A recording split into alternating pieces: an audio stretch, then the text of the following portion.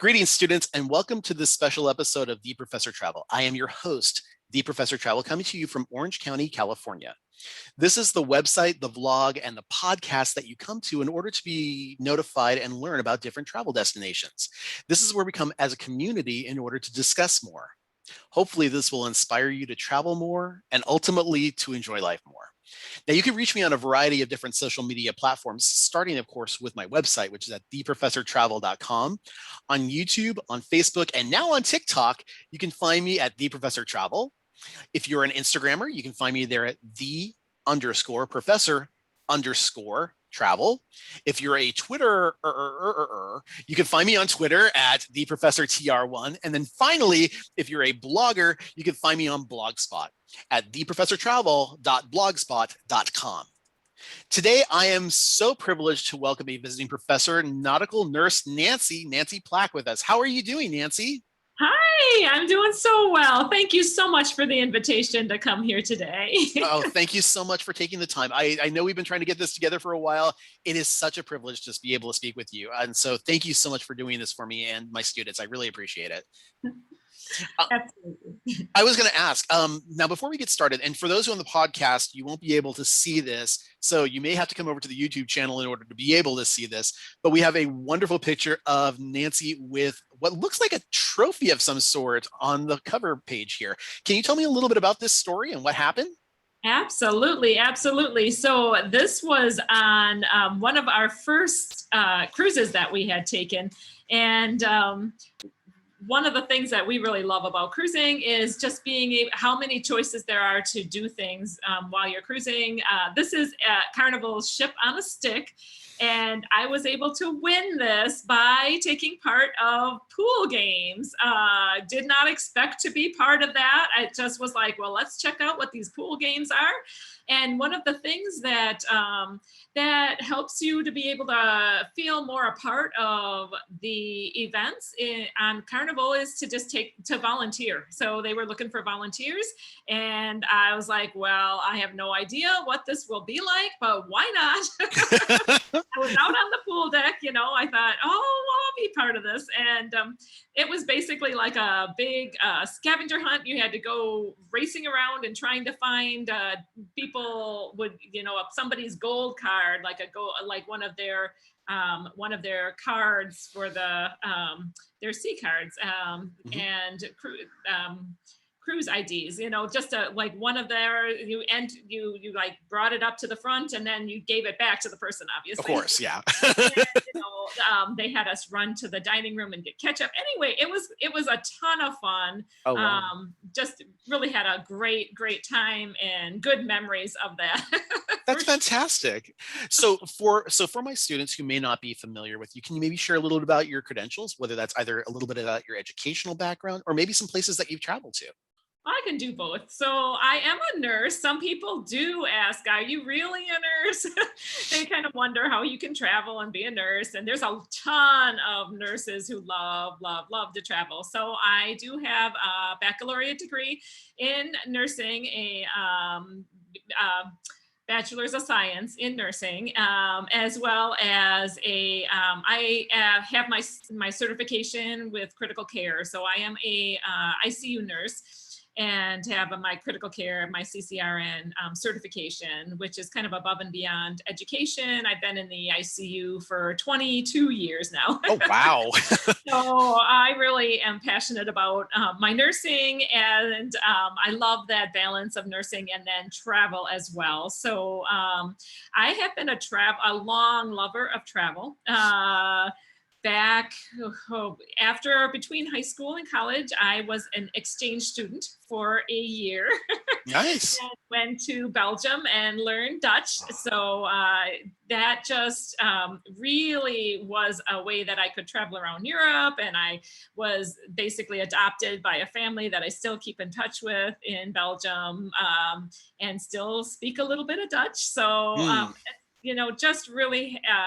My parents had hosted, actually before that, they had hosted a German exchange student. So that all was part of our falling in love with knowing more about other cultures and other countries and how people from other countries live, and really was an excellent opportunity.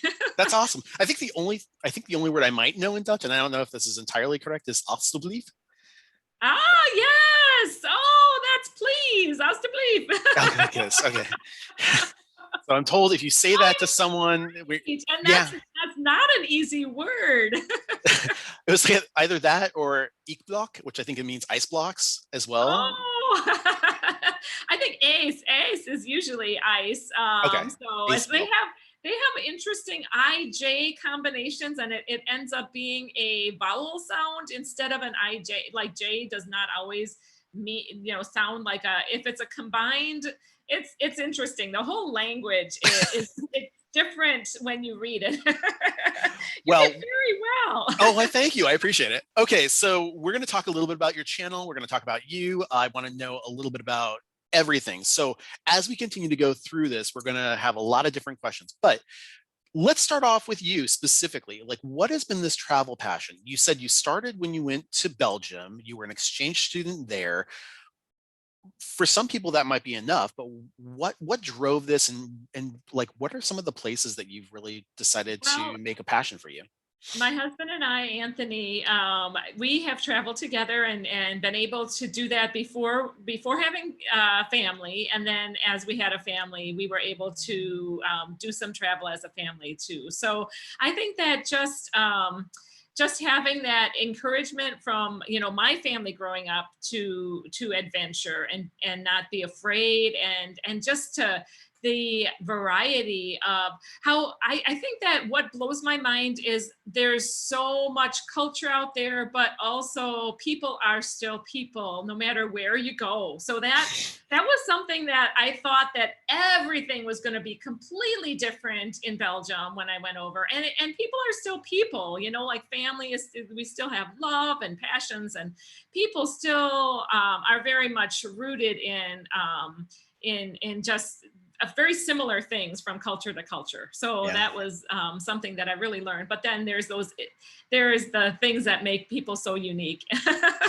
So and then there's just so much to see, such a big world here. So I don't know, just the variety of architecture and experiences and food and transportation. It's just really like an adventure. We both really like that, experiencing new experiences, tasting different food, meeting different people. We're really privileged to be able to do that. I am the firm believer in the travel bug, and especially like the cruising bug.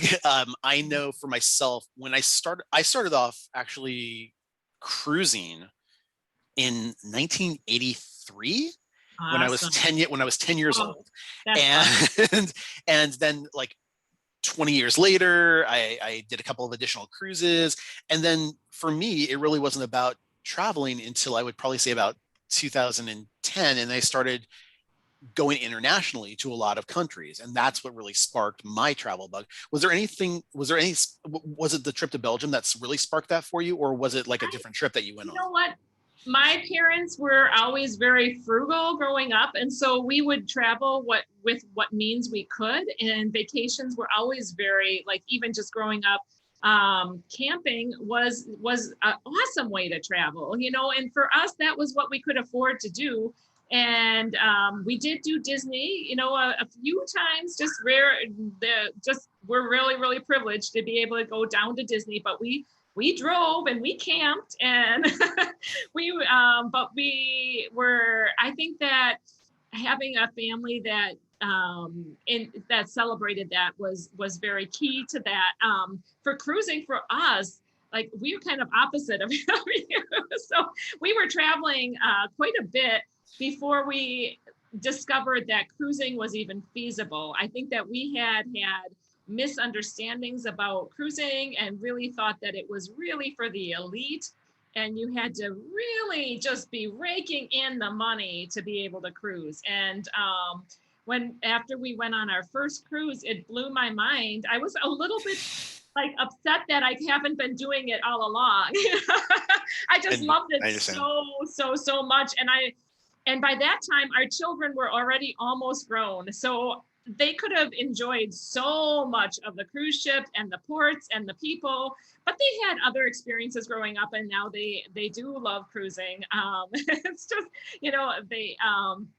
it's just been kind of like a new type of travel for us to be able, like something that's opened up all this possibility of being able to be on a cruise ship. Now, of course, in the last year, we haven't been able to do our cruises. Yeah, and I want to talk to you about that in just a second, but I do want to go back to the almost upsetting feeling that you had about the not being able to get involved in cruising at an earlier time. I will say this, as like I told you, my first cruise was in 1983, and actually that was on the second Carnival ship. It was the Carnival Tropical, and that was an Alaska cruise that I did. And in that specific one, well, not for a 10-year-old though, that was the problem. So for a 10-year-old, it was like, okay, they had 2 video game machines and a disco, like glow in the dark floor thing, and that was it, really. So it really was more geared towards club, they didn't really have that at that time. Yeah, they did not have any type of those kid activities. They didn't, you know what, they didn't even have a buffet at that time. They were still doing main dining room for everything at that point. And it was only a couple of years later that they started to incorporate the buffets, and they started to do all those other things. And I think Carnival really started becoming the fun ship. I know that they got the term the fun ship, but it had to do with alcohol and the first ship that they were on. Kind of maybe at first, but I think that now it's definitely people kind of judge Carnival harshly in that regard, and I did too. I was very terrified that it was just going to be crazy, massive parties that were out of control, and like I didn't really. That's not like how we vacation, which I don't know why. I that's my perception that I had of Carnival, and I don't think that's fair. Looking back, I mean, we love our Carnival cruises, and they're very, very family focused, and you can find the parties, but you can also find the quiet too. And you can have the families right out there. And, there are some more risque events, and you can just withdraw from those and not be part of that. And that's not a problem. There's a lot of good events for families, though. There tons of stuff to do. I think that cruising has maybe developed I remember like the Big Red Boat when that came out and how much fun that would be to have done as a family, but there was no way we could afford that. I do want to clarify something though, really quick. To the point, and I apologize, I should have clarified this earlier, and for the benefit of my students as well. What I was referring to is the very first ship that Carnival ever had was the Mardi Gras. That was their very, very first ship, and on their, I believe it was their maiden voyage, they actually got grounded on a sandbar. And so rather than disembark everybody from the sandbar, they ended up giving free drinks out to everybody on board. And so that's when it was coined the fun ship. I didn't realize that. So so no, I mean, you're absolutely right in terms of there's tons of things to do on specifically Carnival, but all the other ones that are out there, there's a lot of different things to do too. I'm sorry, I didn't mean to interrupt. I apologize. No, you're good. You're good. So now you alluded to it earlier though. Let's talk very briefly about travel, and specifically 2020. Boom. All of a sudden, we all had travel plans. I had 2 cruises planned, and guess what? I had to cancel them out of nowhere. Like literally, I had a cruise planned for March of last year, and about 2 weeks prior is when everything locked down. So talk to me about how the pandemic affected you, and especially being a nurse, you must have had a unique perspective. Huge. Well, it affected us with cruising for sure. We had a back-to-back that we had been planning for and, dreaming about in April, a big back-to-back. We went from having cruises, then we rescheduled okay, Mo, we think that this is going to be the time that they open. We'll hop on another one in July, and it was not really it was not to try to take advantage of the system, because there was no benefit to it. You don't get to stack up your cruise benefits. If you cancel one, if they cancel it, they cancel it. It just has gotten really drawn out. But at first, there was so much fear in the pandemic, for sure. It was a very scary time. When I had to go to work when after they were really shutting down, and we were definitely having to wear more masks, and we were getting to see more of the patients that had this. It was quite frightening as a bedside nurse. It really was. A part of me, and with the hype and the media, a part of me was like, I just don't want to have this. I don't want to bring this home to my family. I'm really Yeah. scared.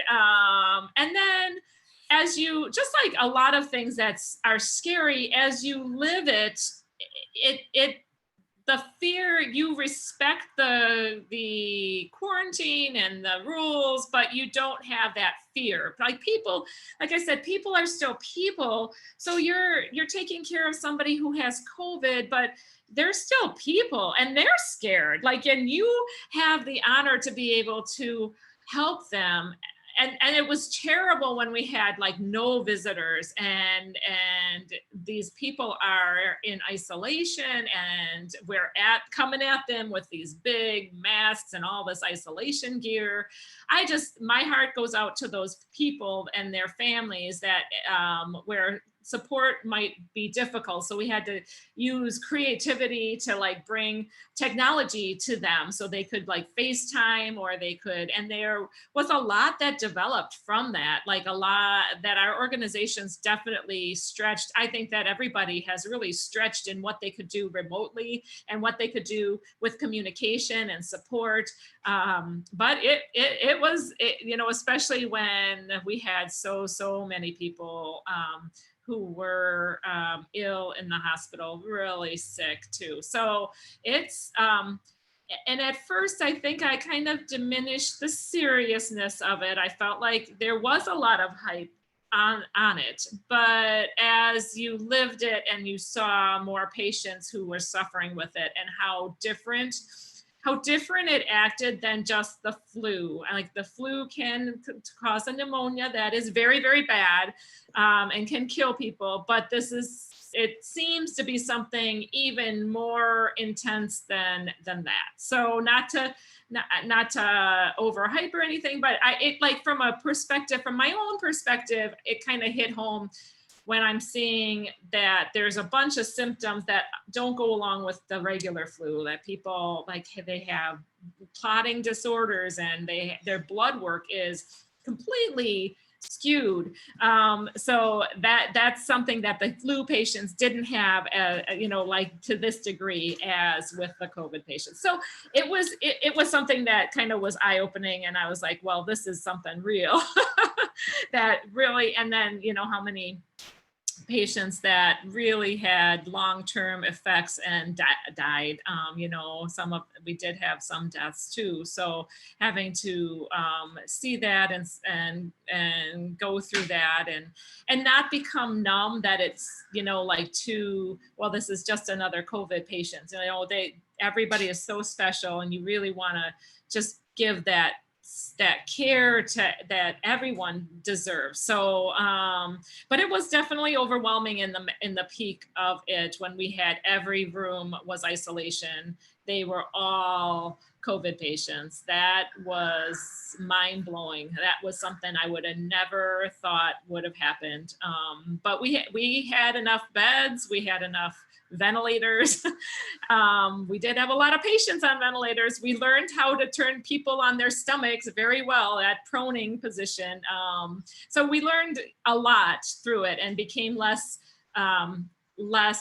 fearful of taking care of those patients too.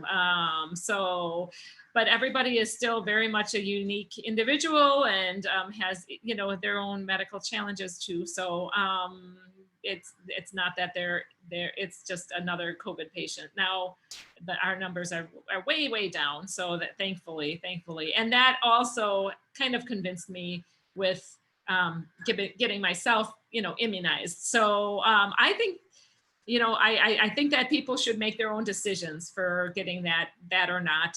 It definitely is going to help us to be able to travel sooner. And whether that's right or wrong, I know that different people feel different ways, and I completely respect people who don't want to get that vaccine. I understand that fear of it being a new vaccine. Completely can respect that as well. I think that for me personally, it was my personal decision, just from talking with my critical care doctors and kind of hashing it out, and talking about it with my husband, and talking about the risks versus benefits and all of that. And being a bedside nurse of people who are, really have that. So just making sure that I'm not spreading it, or contracting it as much as Yeah. possible. So, No, but that's my own, that's my own choice. That should be. I don't think that anybody should be stigmatized for their choice. So that's my opinion on that. well, and I appreciate that. Sorry. No, no, no, no. I appreciate that. I before we get into your channel though, I do want to ask your question on a couple of COVID protocols that may be affecting the cruise lines, and just to get a little bit of your idea on that. What are your thoughts of having like a service where the buffet is run by the staff and it's not where you get to pick stuff up off of there anymore? Oh, I have no problem with that. It's been interesting. So instead of cruising, what we have done with our time, because I need to request off that far, so I need to request off 6 months in advance, or I don't get off. So in order to request that far off in advance, when the cruises get canceled, we kind of substituted a different vacation. So I have a point here regarding that buffet. Well, we've gone to Cancun several times instead, and we've seen different buffets do it differently. Some places, some resorts had it where everyone served, the workers would serve you more like a lunch line kind of a thing, instead of having the people serve you, or you serve yourself. And then we saw another area where it was self-service, but they were changing out the tos like regularly. And even in that regard, somebody, like one of the other customers, had taken one of those tongs and was using it for everything, like their own. And which I think, well, that was probably like really smart. So I don't have any issues with them serving us. It's just whether they'll be able to accommodate that for the buffet or not. But I'm good. I'm very good with that. We were also okay with the self-service. We make sure that we're as clean as possible. Like I said, we're careful, but we're not like super, we clean our hands and we're clean people, but we're not like afraid of contracting this either. So I might have a different mixed message. I mean, I don't want to contract this. So well, I don't think anybody wants it. Possible not to contract it, but I also am a believer that people need to live too. And I do, and that's why we kept on traveling even during the pandemic to the places where we could travel, because that is what brings us joy. So, and we are taking our own risks maybe. And if people, I think that everyone needs to make their own choices for how, what risks they're going to take in life. and you've said it yourself, you can minimize those risks. Yeah. There are certain things that I know that the cruise companies and travel companies are doing. For yourself, when you're traveling, do you bring like Clorox wipes and stuff like that with you? I always have a little, hand sanitizer thing that, Okay. like I'll squeeze out and I'll give it to my hubby too. So you're okay with those being on the ships too? And I wipe down things to a degree. I don't go like overboard. And if I forget to wipe something down, I'm not going to go like, oh my gosh, this, horrible.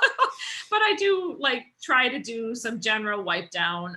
Like if I'm in a plane, I'll use whatever, I'll use their cleaner cloth, or I'll have a little, hand wipe cloth to wipe down my area, but also just try to do frequent hand washing. That is like the best way. I think that works even better for, with soap and water. than even some of the gels and that. So No, that's fine. I that's my think message. Frequent hand washing. I think from my perspective, the one change that I'm actually pretty happy with that I've seen with a couple of travel locations and even to restaurants, no matter where you're at, are the social distancing pieces. And not for the reason you may think.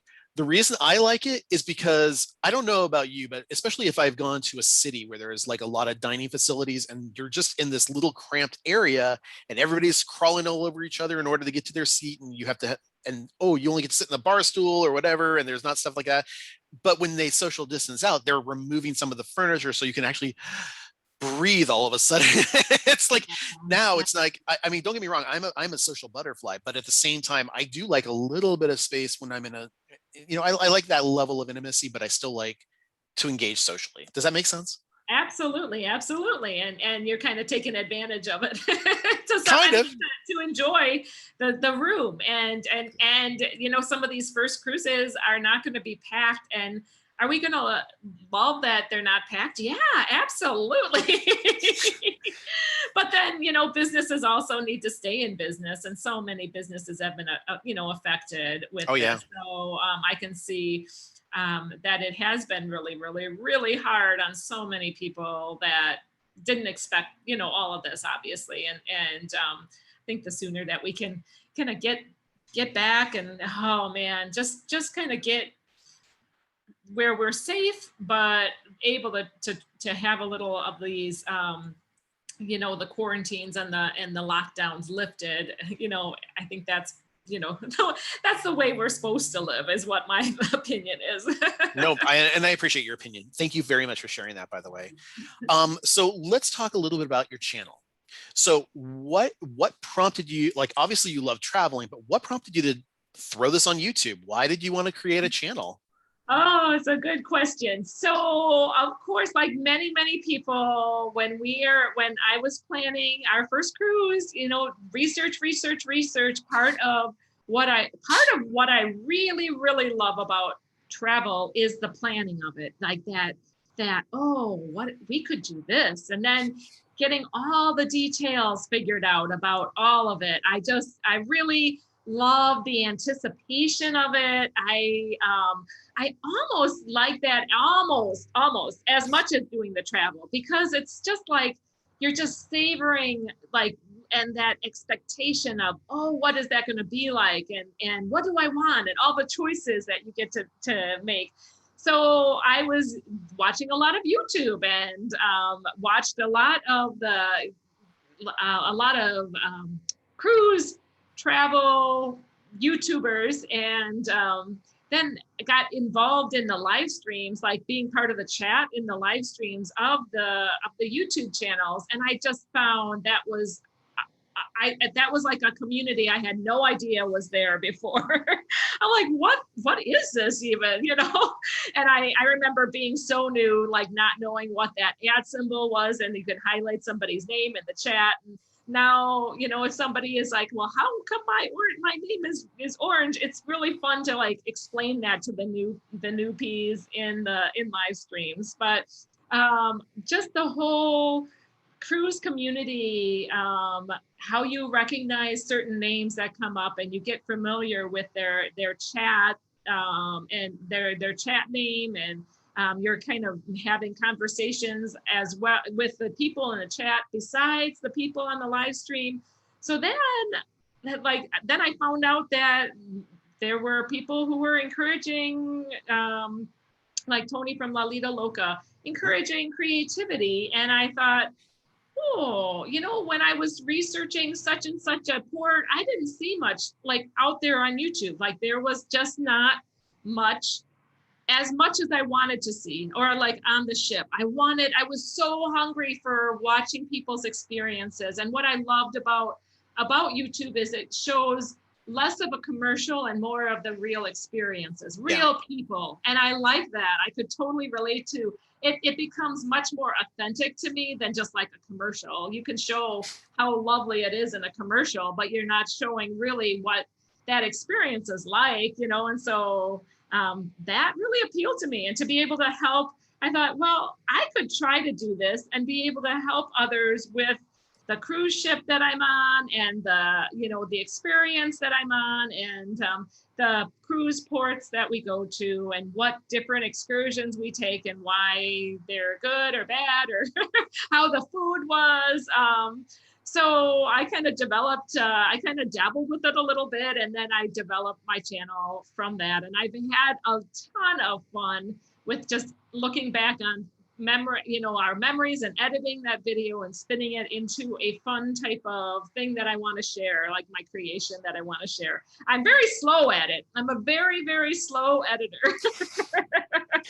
But you know what? I love what you've got on the channel. For me, it's one of these things where I started my channel because I wanted to share my travels vicariously with people that I know that are a little bit older, that aren't necessarily, or maybe having a little bit of mobility issues and aren't able to travel as much, or people that I've known for years that didn't have a lot of money, or were having some challenges with being able to travel. Maybe they had like 5 children and there's like, I can never get away. I can't do it. And so with stuff like that, it's, well, take a look at what I've got. Does this look appealing to you? I can work with you. Let's talk about how we, like, if you want to do this, we can find ways to do it if you're interested in doing it. But check it out first. And you bring up another wonderful topic, which is every travel channel like that, every travel channel, including yours and mine, are completely different. We each cater to a different person. And some people, like mine, is based on travel and education, and it doesn't necessarily focus on cruises directly. Yours has a unique perspective of yourself, first off, but you also got the nursing background. And so you might have a little bit of a different perspective on how things are interacting on the ship, how your job and your experiences interact with that, and your general love of cruising. So yeah. I mean, I do feel like there is a lot to share, and just I love it when somebody has said that they feel like they've been along with me on the journey. That really touches my heart. That's like, that now has become so important to me, to be able to share that they've enjoyed that, like coming along with me on the journey. That's a lot of fun to be able to share. And then, you get your people who are wondering more about different areas, and I still am able to respond to the comments. For the most part, I respond to every comment that I get out there. I love that. And now I have a live stream that I'm part of, and so that's a whole nother experience. And live streaming is completely different than forming a video, so it's a little bit more vulnerable because I'm really on the spot. And once I've said something, I can't take it back because it's live. I can delete the video, but I usually don't. I just am who I am. So, but it is a different community. It's a way to connect with our group that we have. So I actually have a couple of questions. Number one, does the technology for doing this scare you at all, or has it in the past? And then the second question I will ask is about what you refer to as the cruising community, because I've met people on my cruises that I'm still friends with from years and years and years ago. So let's talk really quick about the technology first. How has that affected you? And like, are you a techie? Do you think of yourself as a techie? I am not a techie at all. I can manipulate the technology a little bit, but I'm definitely not a pro at all. But I've grown with my editing, and that makes you really grow just by trying to do it. But that's with my editing. With the actual live stream technology, that also is something that we struggled with last week, actually. So it's so funny because I had muted my sound. We were trying to do a Zoom call, and on an Apple machine, and have it all come across on an OBS platform. Anyway, it's a live stream platform, and it didn't work at all. Nobody could see. They could maybe see my husband was in one place and I was in another, but they couldn't hear us. And I went on. I was talking for a while, for like a good 5 minutes, until I realized, oh, they can't hear me. Well, shoot. But I feel like that is a common thing. That's not uncommon. Like, not all of us are professionals out here in the technology world. So we all are kind of struggling to do that technical piece. And that's okay. People Yeah. are very forgiving in the people who follow me are pretty forgiving, which actually blows my mind. And so that also, starting up a channel, when you get yourself out in YouTube world, it's very you feel very vulnerable. Like, oh my gosh, they're going to pick me apart and say that I'm fat and ugly and old. You know, like all the voices in your head kind of think, oh, I don't know. You think of people maybe out in the world being very critical. I think that sometimes people are very negative and very critical. And so you're putting yourself out there and you're like, you're showing your experiences and you're afraid of that criticism. Mm-hmm. I don't know if that makes sense or not, but No, it does. It is a scary thing to kind of get yourself out there, and it's not for everybody. So, but I found that the opposite. Like, so many people are so supportive. It blew me away, and they're not saying I'm fat, old, and ugly.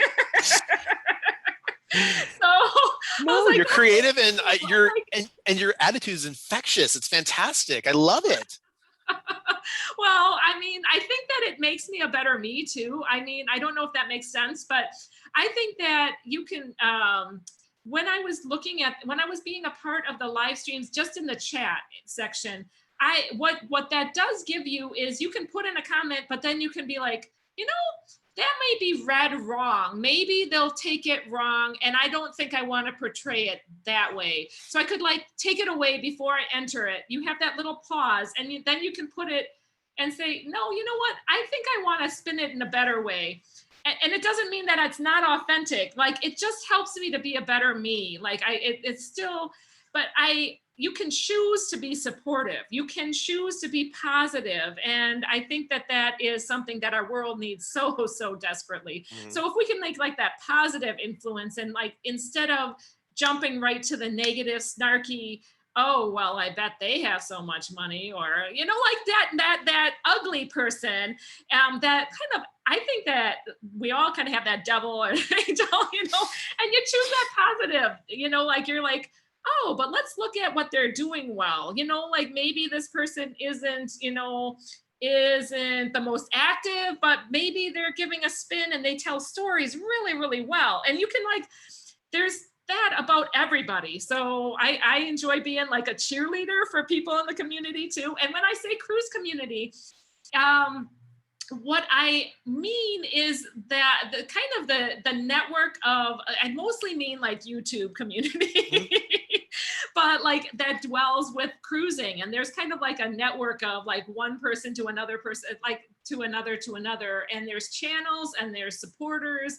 And just getting to know a little bit about these people. They're all over the world. I think it's amazing. I mean, and that's what I mean by the cruise community. But I have also met cruisers that we have have remained friends with as well, out on a cruise ship. So that's a little different take on that. Well, let's talk about some of your travels, actually. So, how many continents do you think you've been to? Including North America. Maybe I'll just count these out loud. I think 5, but maybe not. Maybe more like 4. So South America, North America. I don't know if Iceland counts in its own continent. It would be Europe. It'd be Europe. Yeah. Okay. All right. So Europe, South Africa.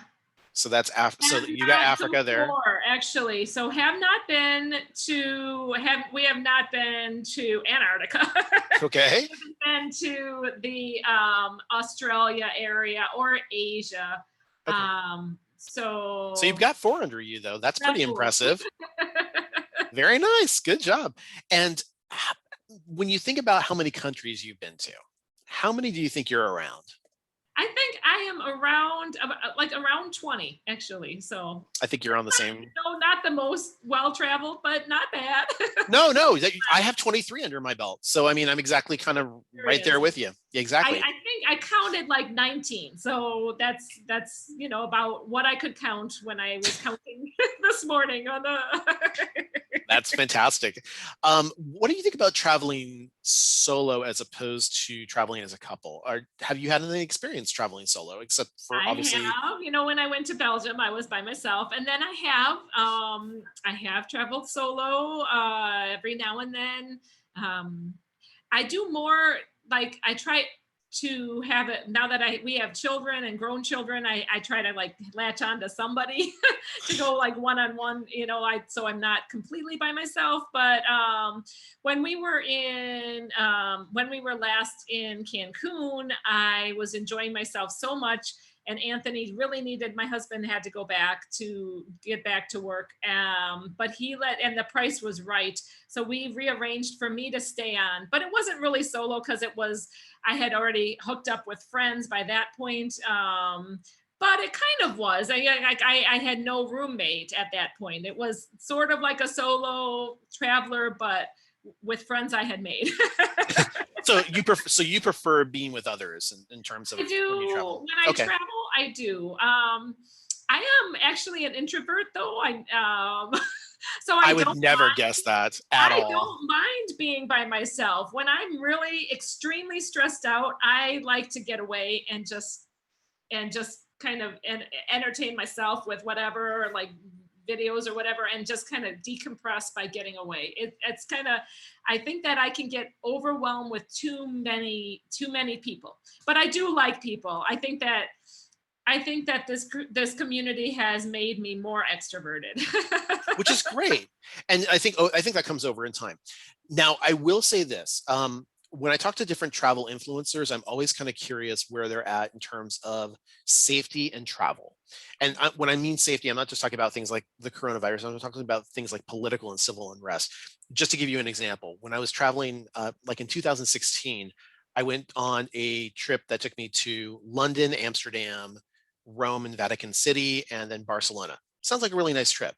When we were in London, there was a bombing in the subway that like shook everybody back in the US. They're like, oh my gosh, there was a bombing. And then when we got to Barcelona, there was so Barcelona wants to secede from Spain on its own. So they had protests in the street and stuff like that. We were like, oh my gosh, what's going on? But in both of those cases, they weren't necessarily, like with the bombing that occurred in the subway, that was a kid with a pipe bomb who lit it off in the subway. It wasn't a terrorist act, unless it was, you consider it domestic terrorism on their part. And then what was going on in Barcelona was less, it's just a changing government situation. But I'm curious where you look at risk assessment when you travel, and what your thoughts were on that. I think that you need to have common sense with traveling and not just not go in, I think that, and part of that is like not being alone in a dark alley at night. I mean, like you wouldn't do that anywhere. Why would you do that in an unknown area? You just don't put yourself at risk. But I think part of travel does carry some of that risk, that risk benefit kind of factor. And as far as adventuring, we are kind of risk takers. So to a point. I mean, like it's not like we seek out the most dangerous area to go, but we're not going to be held back in fear. Necessarily. Now you have to take, like, if the United States is giving huge warnings against traveling to an area because Americans are being targeted, you do have to take, I don't know, I guess that is some sensibility that maybe I might take that into account, and probably would not choose that area at that time and wait for that unrest kind of to diminished. Actually, So you were saying you've been to Rwanda, we correct? have been to Rwanda, and what an amazing experience that we went with our entire family as a mission trip. And we were just really blown away at the people. They had been through so much. It's very interesting. And a lot of South American countries, they see us as like a blessing. They see white people, and this is not a racial kind of thing, because I completely don't feel this way, but they see them as like a blessing to you're coming to visit them. So they're running after anybody that, like, when they see white people coming into town, because it's not very common, they're running after you saying, Mazungu, Mazungu, Mazungu. What does that mean? What does that mean? It means visitor, or like a, I believe that's what that means, is like, and it does have to do with skin tone, which I don't feel like anybody is worth any different. I feel like we are all equal. So it's really strange to, but the people were amazing. The people in Rwanda were so open and loving, and they've been through such civil unrest there. The whole genocide. They have such stories to tell, and how it's just crazy how they have like really forgiven each other these atrocities, to come together as a nation and not to have one segment over another segment, that Tutsi and Hutu, that the two different warring factions. classes.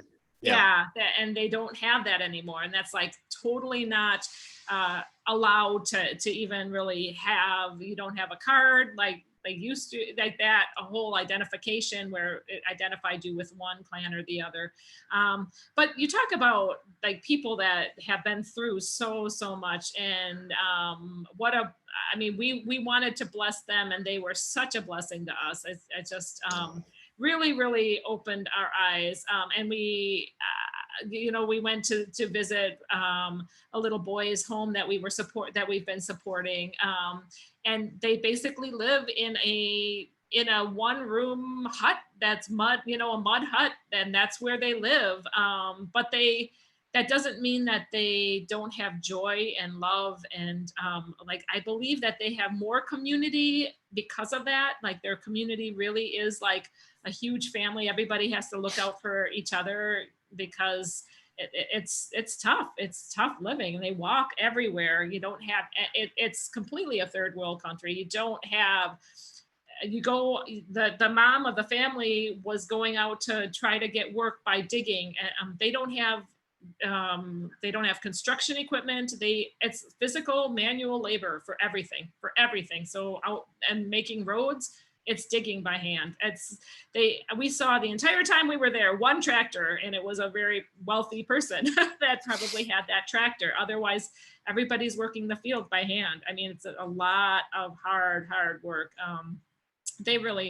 So that was, we did have to make sure that we had our shots, and that we were prepared for like making sure that we didn't get yellow fever going in. Yeah, I was going to ask if you got yellow fever shot while you're there. Yeah. Yep. We had to go through, so you have to go through a health nurse, and there were about 5 shots that we had to take. Malaria? That we had to get in order to travel. Malaria being one of them? What was that? So yellow fever was one. Malaria is probably another, I'm assuming. I think malaria. I think Hep. Oh, maybe. I think Hep, but I had already gotten Hep B immunized. But I think Hep B for my family members, if they hadn't been. Oh boy, I'm not. It's tough. That's okay. A long time ago too, but definitely was very interesting to go into that kind of a situation where you had to have these immunizations in order. It was very, it wasn't like you had to, but it was really recommended that you would have that. And both countries wanted you to be immunized. So both, and that was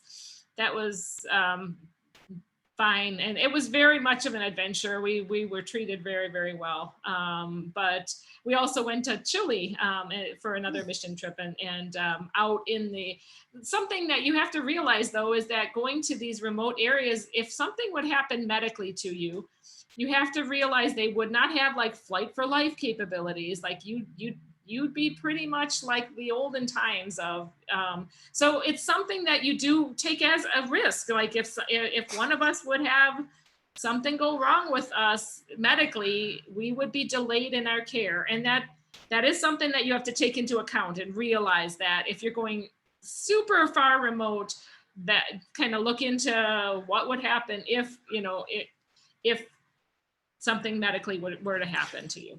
I was going to ask, do you bring your first aid kit with you? I'm assuming that you do, but I wasn't sure. I do bring I do bring first aid supplies. I like to be prepared as much as possible, and and bring my gloves and my mask, and and have a certain understanding. It's not like I'm a EMT, so it's not like I'm giving first aid all the time to my patients, because my patients are in such a structured medical facility that's not like that.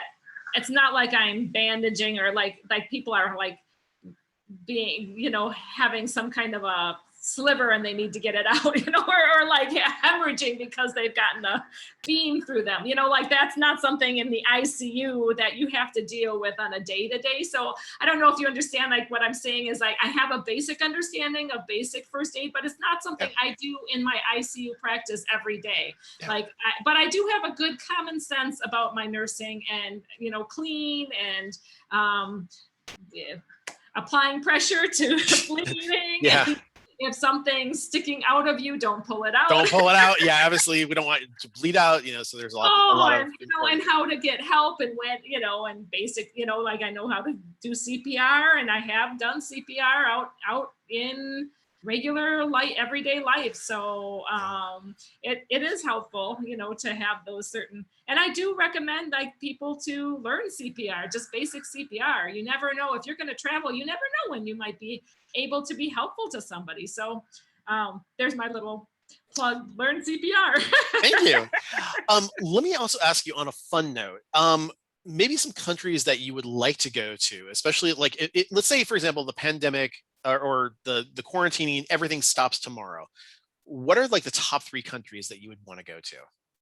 If I had enough, I think it's more of a financial type of, but I mean, the pandemic would stop at me too, but it's probably like more financial than the shutdown necessarily. I would really, we would like to go to India. There's so many cultures of India that it would be hard to decide where in India, but my husband and I have been watching some videos of like somebody who travels to India on YouTube, and just it does look like such a culturally rich country. So that's one area. I think Australia, just because it's just so far away, and just kind of like similar to US, but like not, I don't know. I mean, they speak English, but they drive on the wrong side of the road. But I think that it would be super fun to, and then also like where in Australia, it's so huge. So trying to make that decision. Japan, our daughter, our oldest, was studied 1 semester for her university in Japan. So she is really she's planning actually for us to go to Japan with her. Aww. She would be such a resource. That'd be fantastic. Well, let's talk about some of the content on your channel. So talk to me a little bit about, I mean, obviously you got your do's and your don'ts, and you have things to wear, things to eat, stuff like that. But like, what's really the bulk of the content, would you say, on your channel? So I think that the bulk of my content is, for my videos, is definitely going out and traveling, more cruise related. That's why I had the nautical in my name. So Nautical Nurse Nancy, initially I was just Nurse Nancy as my username. And then as I had a channel, then I kind of was like, oh, I'd like to show more cruising. So that nautical came in. Nice. So I like to take somebody through just like cruise or travel day, getting to the cruise port, and then getting onto a cruise ship, and then going on that cruise, and kind of take you along with us and what we decided to do, what we did with our day. And we'll talk to you like you're coming along with us on the journey. So it's, like video vlogging, what I consider vlogging is, that I'm talking to you as if you're with me and kind of explaining what we're doing and then showing you what we do and maybe a wrap up at the end of the day. But because we haven't been able to cruise, then I have shown some travel as well. Like I have shown one of the 3 trips to Cancun. I'm just behind. I'm just behind on my editing. I was going to ask you, do you have a favorite ship that you've been on? So far, the Carnival Breeze is our favorite ship. We really like the size of it, and it is starting to get a little bit older, I think, but the size is just such a nice size, that Dream Class size. But we have really enjoyed the Horizon. We've been on the Breeze twice and the Horizon 3 times. So, and we're actually, to us, as we got to cruising more, it was less about what specific ship and more about the people that we're going to go adventuring with. So I know that some people choose, their cruises based on the ship, based on the itinerary. We do like the Caribbean, but we'd love to go to Alaska. We had a whole Alaskan cruise that was that was canceled. Oh, I'm sorry. So all the plans, so it makes my mind go into mush because of all the, all the plans that you were planning, and then now it's like, we have to restart. You know what? If it was meant to happen, it'll happen. So you just hold on there, okay? I have no doubts we'll get there, but we like the people right now. We like the people that we're going to vacation with, and then I figure that every time is going to be a unique kind of a experience, but we like our variety too. So having a variety of different ships and different experiences, for sure, we want to be able to experience and show that. Now, I have 2 cruises that I had canceled last year that I've moved to coming up here. I actually have one at the end of the year, which is going to Australia, actually. Funny that we talk about that. And then the other one, or I shouldn't say going to Australia, but it starts in Australia, goes around New Caledonia, and then comes back to Australia. And then the second one is the Caribbean. And of all the places I have not been, has been in the Caribbean. Oh my gosh. I know, right? I mean, like, it's astounding that turquoise blue water, it exists. It does exist, I love the Caribbean blue water. It just, it's just so weird because I've lived in the United States my entire life. We've been to the Baltics, we've been to the Mediterranean, but we've just never been to the Caribbean. And it's like right around the corner. It's like, come on, we should. You're gonna love it. But I'd love to go to the Mediterranean too. Oh, and the Baltics. Oh my goodness. So much to experience. There's so much to do, so little time. We just have to make sure it happens. So I have some burning questions I would like to ask. First off, what do you think is the most common question that you get from the people who are on your channel? Well, for a little bit, I got that question. Are you really a nurse?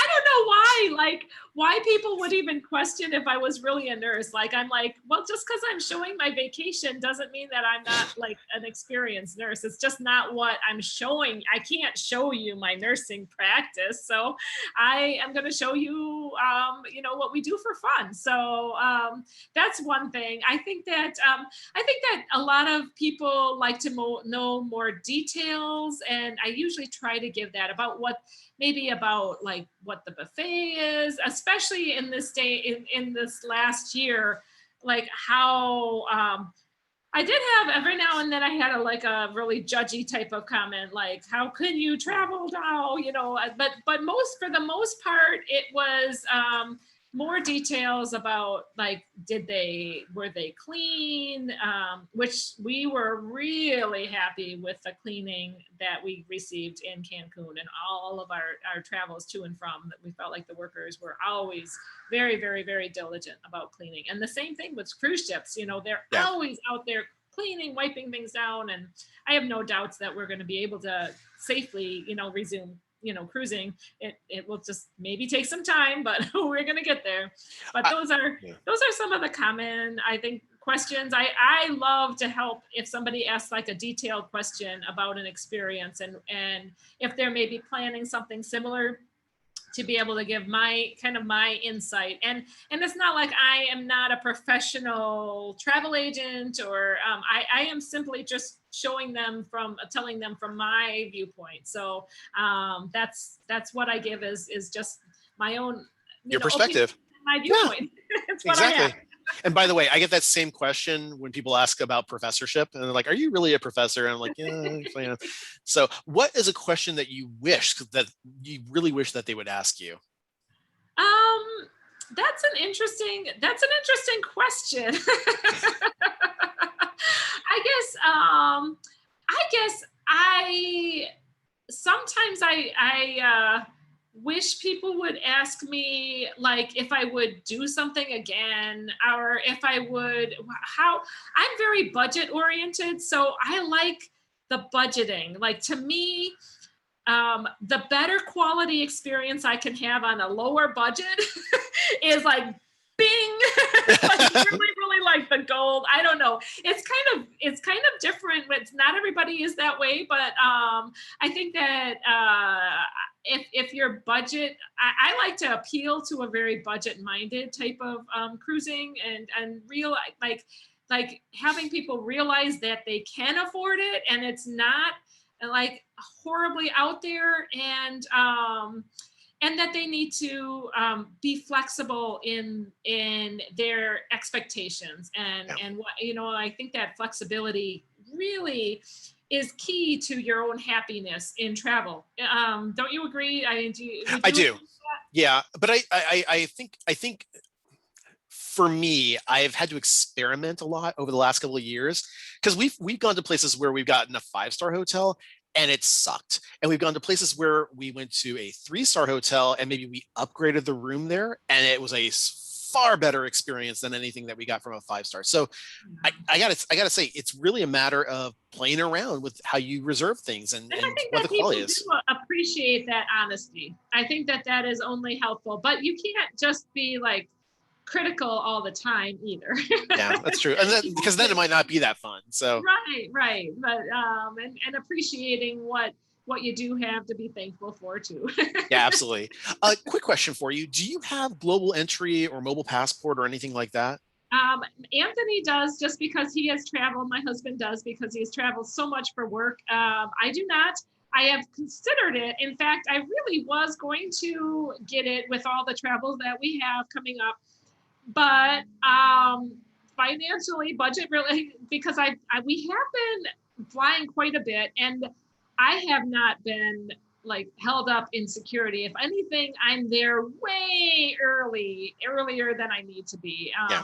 But the security is going through pretty quickly, so I don't know if it's just as travel picks up more and more that it will be longer. But right now, I haven't. I considered it, and I don't find a need for it for myself personally. With the, it's not like I am traveling all the time. I have a handful of trips, and as long as we schedule it out, part of what my husband wants to do is just get us to the airport in plenty of time. I agree. We are usually there in plenty of time, and so it hasn't really, it has not appealed to me. Well, it has appealed to me, and I've looked into it, but I haven't seen. I'm kind of weighed out, and it hasn't. I have decided to postpone it until I have a longer line in that security line. And then it's like, okay, now's the time to jump on that. Then I'll be like, yeah, now I want it. What about in terms of when you travel? Do you purchase currency here in the States and then bring it with you, or do you purchase it once you've arrived at your destination? It really matters where I'm going.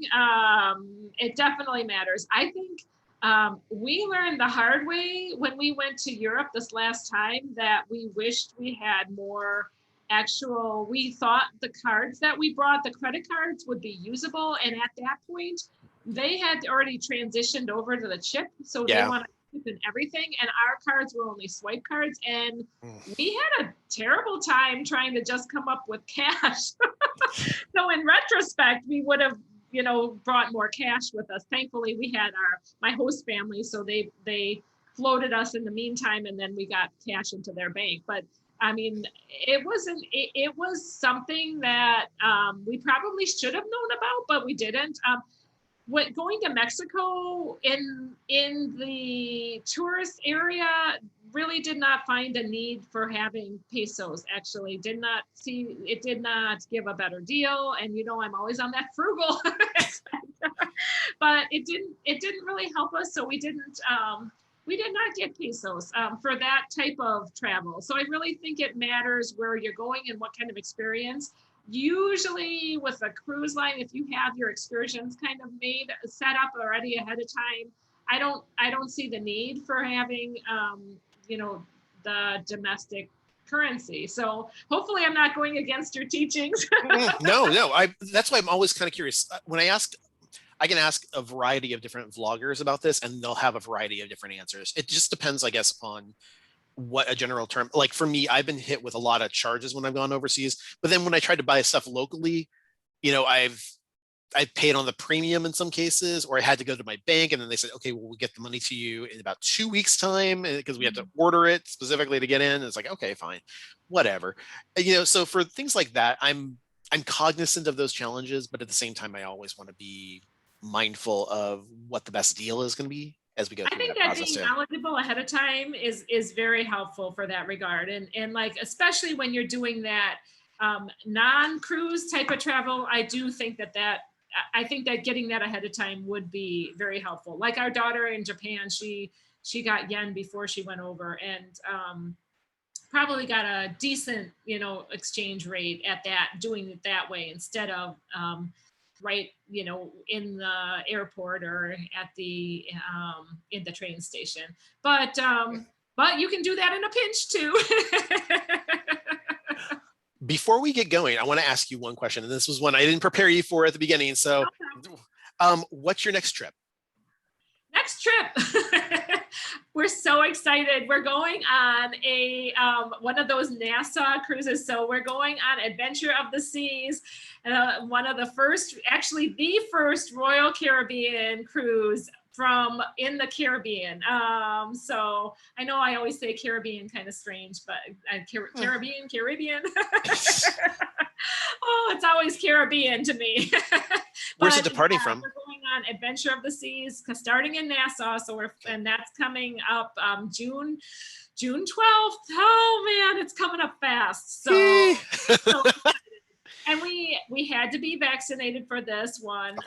And we did, and there's still things being worked out on whether we need to get, now I don't believe you need to have a COVID swab going into the country if you've been vaccinated. So you just have to show that proof of vaccination. You do need to get a Bahamas visa, like a health visa, which is something that you can apply for 2 weeks prior to your travel. Okay.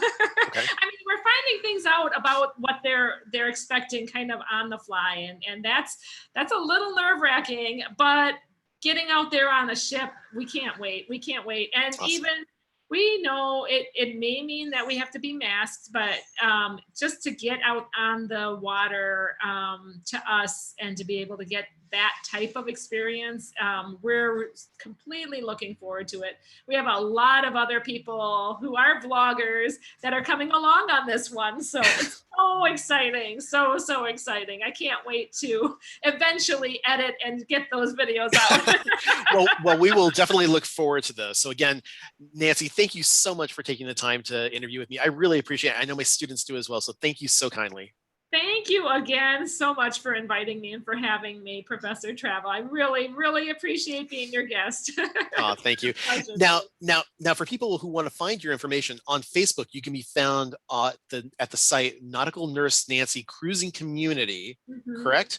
Yep. And then on YouTube, you can just type in Nautical Nurse Nancy, and we were able to find it right before we came on the air. Yeah, that's me. So awesome. Thank you again. It really means the world to myself and the students. So thank you so kindly. This has been so much fun. Thanks again. Yeah.